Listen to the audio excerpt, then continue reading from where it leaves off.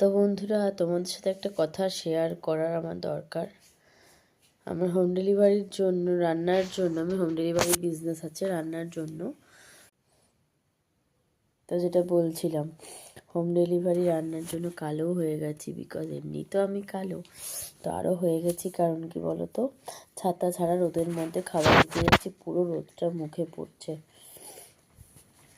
কাটা বাটা গোছানো একার হাতে, সব রান্না বান্না করে, ও স্কুল থাকলে স্কুল থেকে আসলে সঙ্গে সঙ্গে ড্রেসটা নিজে চেঞ্জ করে নেয়, হাত পা ধুয়ে টয়লেট করে আদা করার কাজ করে আবার অন্য ড্রেস পরে নেয়, পরে নিয়ে ওকে খেতে দিয়ে ও খায়, তাড়াতাড়ি খা, মানে 100 বার কমপক্ষে 50 বার তো বলতে হয়, আর বেশি পক্ষে ভালোবাসে 100 বার বলতে হয়।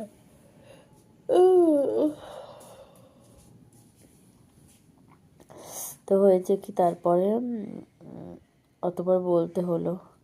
যাই হোক, আমার রান্নাবান্না করে সব হতে থাকে, প্যাকিং করি, ওর খাওয়া হয়ে যায়, তারপরে একটু ঘুরঘুর এদিক ওদিক করে, পটি পেলে পটিটা করে নেয়, আর না পেলে জোর জবরদস্তি তো কিছু নেই, জল খা।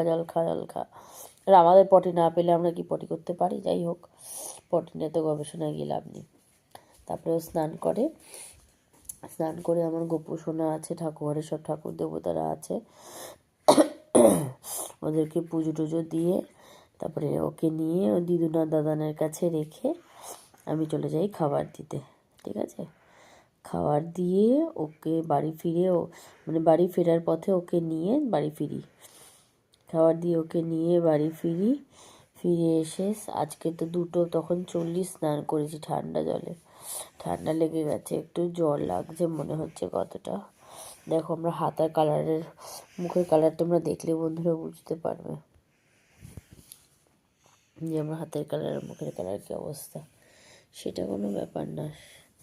দেখো, যদি আমি দেখো আমার হাতের কালার দেখতে পাচ্ছ তোমরা, আশা করি দেখতে পাচ্ছ নিশ্চয়ই, যে হাতের কালার আর এই যে মুখের কালার। তো কালার নিয়ে কি আমি ধুয়ে জল খাবো? কর্ম তো করতেই হবে বলো। তো যেটা বলছিলাম আর কি,